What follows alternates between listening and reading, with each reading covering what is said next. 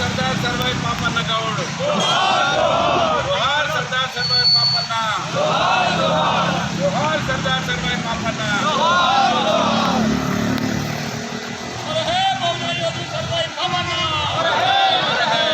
हे मौलाना मुराद योगी सरदार सर्वाई पापन्न गौड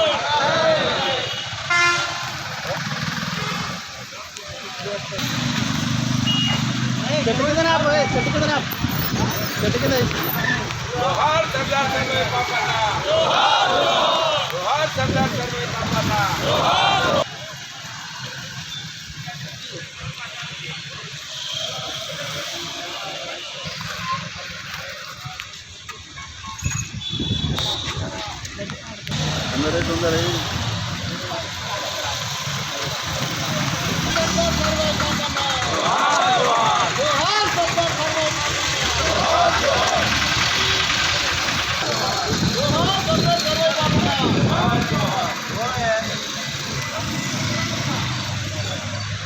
सरदार सर्वाई पापन्न गौड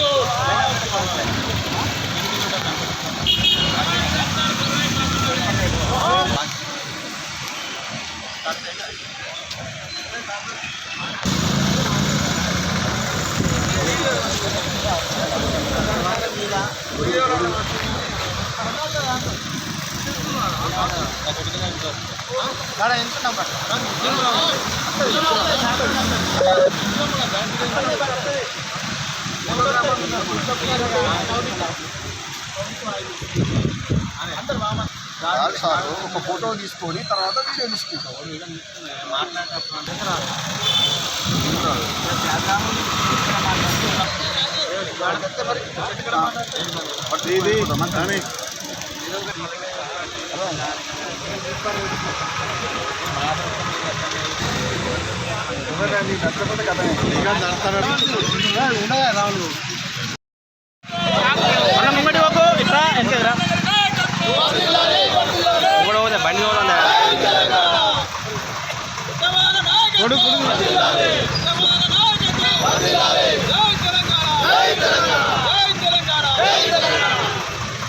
బండి ఒక్కడి చెప్పండి ఆగన్నా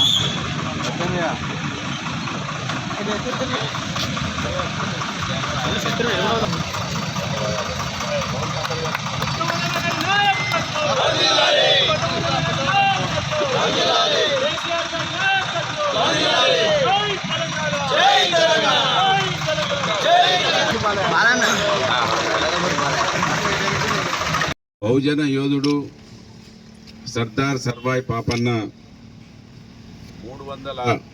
375వ జన్మదినాన్ని ఈరోజు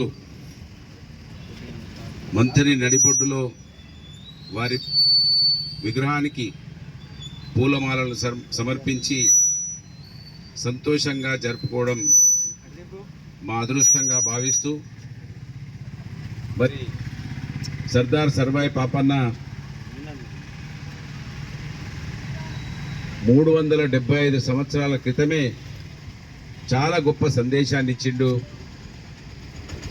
ఈ దేశంలో మహనీయుల చరిత్రను తెలువనివ్వకుండా నేటి వరకు నాటి నుండి కప్పిపుచ్చే ప్రయత్నమే కొనసాగుతున్నటువంటి విషయం మనం ఆలోచిస్తే అర్థమవుతుంది.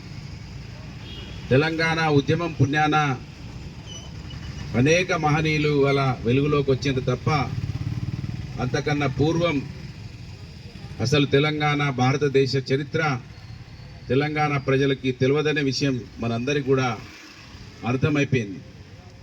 సర్దార్ సర్వాయి పాపన్న కావచ్చు, చాకలి ఐలమ్మ కావచ్చు, కొమరం భీమ్ కావచ్చు, దొడ్డి కొమరయ్య కావచ్చు, ఇలాంటి మహనీయులను మనం వాళ్ళ స్మరించుకోవడానికి తెలంగాణ ఉద్యమం తెలంగాణ సాధన కోసం కారణమైందనే విషయాన్ని ఈ సందర్భంగా గుర్తు చేస్తూ 100కు 100% ఆ రోజు వీళ్ళ స్ఫూర్తితో తెలంగాణ ఎట్లయితే వచ్చిందో వాళ్ళ స్ఫూర్తినే ఇవాళ సర్దార్ సర్వాయి పాపన్న గౌడ్ ఏదైతే ఆ రోజు ఉన్నటువంటి రాజులకు వ్యతిరేకంగా తిలాషాపూర్ కేంద్రంగా వారు ఉద్యమాన్ని ప్రారంభించి పోరాటం చేసి గోల్కొండ కిలానెక్కి ఒక మామూలు సామాన్య వ్యక్తి ఆ రోజు రాజుల పరిపాలనను అంతమొందించి గోల్కొండ కిలానెక్కి 7 నెలలు రాజ్యమేలినటువంటి విషయం ఇక్కడ ఉన్నటువంటి మన బహుజన సమాజానికి తెలియదనే విషయాన్ని ఈ సందర్భంగా గుర్తు చేస్తూ ఆయన వారసునిగా ఇవాళ సర్దార్ సర్వాయి పాపన్న వారసుడు ఎక్కడన్నా ఉన్నాడంటే అది మంత్రిలో పుట్టమదనే విషయాన్ని ఈ సందర్భంగా చాలా గర్వంగా తెలియజేస్తా ఉన్నాను. ఎందుకంటే ఒక మామూలు ఎరకలగూడెంలో మామూలు మధ్యతరగతి కుటుంబంలో పుట్టినటువంటి నేను ఇక్కడ ఇవాళ రాజులుగా చలామణవుతున్నటువంటి ఒక కుటుంబం కబంధ హస్తాలలో నలిగిపోతున్నటువంటి సమాజానికి ఆ రోజు సర్దార్ సర్వాయి పాపన్ ఎట్లయితే గోల్కొండ కిలాను ఎక్కిండో మనం కూడా ఎమ్మెల్యే కావచ్చని సందేశం ఇచ్చినటువంటి చరిత్ర ఇవాళ బీసీ బిడ్డగా మనకే దక్కిందనే విషయాన్ని ఈ సందర్భంగా గుర్తు చేస్తా ఉన్నాను. కనుక ఇంతసేపు మన మహనీయుల చరిత్రను తెలియనివ్వలేదు. ఇవాళ కాంగ్రెస్ పార్టీ ఈ నియోజకవర్గంలో ఈ రాజ్యాంగాన్ని ఇప్పటి వరకు కూడా పట్టుకొని తిరగడం లేదు. కేంద్రంలో ఉన్న రాహుల్ గాంధీ మాత్రం దీన్ని ప్రతిరోజు పట్టుకొని తిరుగుతా ఉన్నాడు. ఇక్కడ ఉన్నటువంటి వాళ్ళ అగ్ర నాయకత్వం కాంగ్రెస్ పార్టీ నాయకత్వం పట్టుకొని తిరగడం లేదనటానికి కారణం ఇది ఎప్పుడైతే మనకు అర్థమవుతుందో ఆ రోజే సర్దార్ సర్వాయి పాపన్న మనకు రాజ్యాంగం లేదు గనక స్వాతంత్రం లేదు గనక రాజులు రాజ్యాలు ఉన్నాయి గనక 7 నెలలు ఆయన పరిపాలన చేయగలిగిండు. రాజ్యాంగం వచ్చిన తర్వాత కూడా ఈ రాజ్యాంగం మనకు అర్థం కాలేదు గనక నాలాంటి వాడిని బీసీ ఒకసారి ఎమ్మెల్యే అయితే 4 సంవత్సరాల 3 నెలలే ఆ రాజ్యాధికారాన్ని అనుభవించేటువంటి అవకాశం తర్వాత దీన్ని మనం అర్థం చేసుకోలేదు కనుకనే కోల్పోవడం జరిగిందనే విషయాన్ని ఈ నియోజకవర్గంలో ఈ రాజ్యాంగం బుక్కును పట్టుకొని తిరగాల్సిన అవసరం మనకున్నది. ఇక్కడ కాంగ్రెస్ నాయకత్వం ఈ రాజ్యాంగం బుక్కును పట్టుకోదు, ఈ రాజ్యాంగంను అమలు చేసే కార్యక్రమం చెయ్యదనే విషయాన్ని మనం గమనించాలి. కనుక ఆ రోజు ఈ రాజ్యాంగం వచ్చిందే బహుజనుల కోసం, మరీ ముఖ్యంగా ఎస్సీ ఎస్టీ బీసీ మైనార్టీల కోసం అనే విషయాన్ని ఇది చాటి చెప్పాల్సిన అవసరం ఉన్నది. ఈ దేశంలో బ్రాహ్మణులకు ఉండే రాజ్యం వాళ్ళనే నడుస్తుండే. వాళ్ళ రాజ్యం నుంచి మనకు మన బాబాసాహెబ్ అంబేద్కర్ తీసుకొచ్చి ఇచ్చిండనే విషయం ఎప్పటి వరకైతే మనకు అర్థం కాదో, రాజుల కాలంలో ఒక రకమైన పన్నులు ఉంటే ఇవాళ అంతకు తర్వాత భీష్ముల పాలనలో అంటే భీష్ములు అంటే బ్రాహ్మణుల పాలనలో ఆ జుట్టు పన్ను కావచ్చు, రైక పన్ను కావచ్చు, రకరకాల పన్నుల నుంచి విముక్తి పొందినం మనము అంటే అది రాజ్యాంగం మాత్రమే అనే విషయాన్ని మనం గమనించాల్సిన అవసరం ఉన్నది. ఎప్పటి వరకైతే మనం ఈ రాజ్యాంగం అర్థం కాదు, ఆ ఓటు విలువ మనకు తెలియదు, ఆ రోజు ఎట్లయితే సర్దార్ సర్వాయి పాపన్నను 7 నెలల తర్వాత ఆయనను చంపివేసినారో ఇవాళ మంత్రిలో పుట్టమదును కూడా చంపివేయడానికి అదే కుట్రలు జరుగుతూ ఉన్నాయి. వీడొక్కడే ఈ రాజ్యాంగం బుక్కును చూపిస్తా ఉన్నాడు, మహనీయుల గురించి ఆలోచిస్తా ఉన్నాడు, చెబుతా ఉన్నాడు.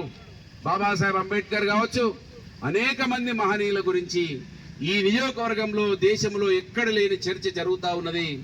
కనుక వీడిని అంతమొందించాలా, ఏ రకంగానైనా వీడిని ఈ నియోజకవర్గం నుంచి ఇక్కడ నుంచి తీసివేయాలనే ఒక ఆలోచన కుట్రలు జరుగుతూ ఉన్నాయి. ఆ కుట్రలలో భాగంగానే ఎదిగినటువంటి ఒక బిడ్డగా ఇవాళ సర్దార్ సర్వాయి పాపన్న వారసునిగా, చాకలైలమ్మ వారసునిగా, కుమరం భీం వారసునిగా, మహాత్మా జ్యోతిబా ఫులే వారసునిగా, బాబాసాహెబ్ బిఆర్ అంబేద్కర్ వారసునిగా ఒక్కడిగా ఎదుగుతే ఈ కుట్రలన్నీ కూడా చేయడానికి కారణం ఈ రాజ్యాంగం మనకు హక్కులు కల్పించింది. ఈ హక్కులను మేము ఇక్కడ తెలియకుండా తొక్కిపెట్టినాం. ఈ హక్కులను మనం ఎవరికి కూడా తెలియకుండా చేసినాం. మా కుటుంబం యొక్క పరిపాలన, మా కుటుంబం గురించే ఈ నియోజకవర్గంలో చర్చ జరగాలి తప్ప ఇక్కడ ఎవరిది కూడా చర్చ జరగద్దని ఏదైతే అహంకారంతో ఉన్నటువంటి వాళ్ళ కాంగ్రెస్ పార్టీ నాయకత్వం ఉన్నదో ఆ దిశగా ముందుకెళ్తా ఉన్నదనే విషయాన్ని ఇలా సర్దార్ సర్వాయి పాపన్న వారసులుగా ఈ నియోజకవర్గంలో ఇంకనేక మంది సబ్బండ వర్గాలు ఎప్పుడైతే మనం రాజ్యాంగం తెలుసుకోమో 4 సంవత్సరాలు అధికారం వచ్చినటువంటి మన సమయాన్ని 40 సంవత్సరాలు మనకు అధికారం వచ్చే దిశగా మన ఆలోచనలు ముందుకెళ్లాలనే విషయాన్ని ఈ సందర్భంగా గుర్తు చేస్తూ సర్దార్ సర్వాయి పాపన్న ఆశయాలు కావచ్చు, మా కోసం రిజర్వేషన్ల కోసం రెండో మండల్ కమిషన్ చైర్మన్గా ఉన్నటువంటి బీపీ మండల్ కావచ్చు, అనేక రకాలుగా ఇవాళ తెలంగాణ ఉద్యమం, తెలంగాణ సాధన కోసం తెలంగాణనే నా ఊపిరి అని బతికినటువంటి ప్రొఫెసర్ జయశంకర్ సార్ గారి స్ఫూర్తితోటి కావచ్చు, ఇలాంటి మహనీయులు అనేక మంది ఉన్నారు. చరిత్ర ఎవరిది ఉన్నదంటే అది బడుగు బలహీన వర్గాలదే చరిత్ర ఉన్నదనే విషయాన్ని ఇవాళ మనం అర్థం చేసుకోవాలి. ఆ దిశగా ముందుకు నడవాలని ఈ సందర్భంగా కోరుతూ సర్దార్ సర్వాయి పాపన్న గౌడ్ ఎప్పటికైనా మాకు స్ఫూర్తి. ఆయన ఆశయాలను 100కు 100% ఆ రోజు కిలాషాపూర్లో మొదలైతే ఇవాళ ఎరకల గూడెంలో మొదలైంది. ఈ మొదలైనటువంటి ఉద్యమం ఢిల్లీ వేదిక దాకా కూడా పోతుందనే విషయాన్ని ఈ సందర్భంగా తెలియజేస్తూ ఈ కార్యక్రమంలో ఇవాళ అనేక మంది మా బీఆర్ఎస్ పార్టీ నాయకులు పాల్గొని ఇంత వర్షంలో కూడా ఈ కార్యక్రమాన్ని దిగ్విజయం చేస్తున్నటువంటి బీఆర్ఎస్ పార్టీ ప్రతి కార్యకర్తకు, అదేవిధంగా సర్దార్ సర్వాయి పాపన్న గౌడ్ వారసులందరికీ కూడా హృదయపూర్వకంగా ధన్యవాదాలు. జై తెలంగాణ.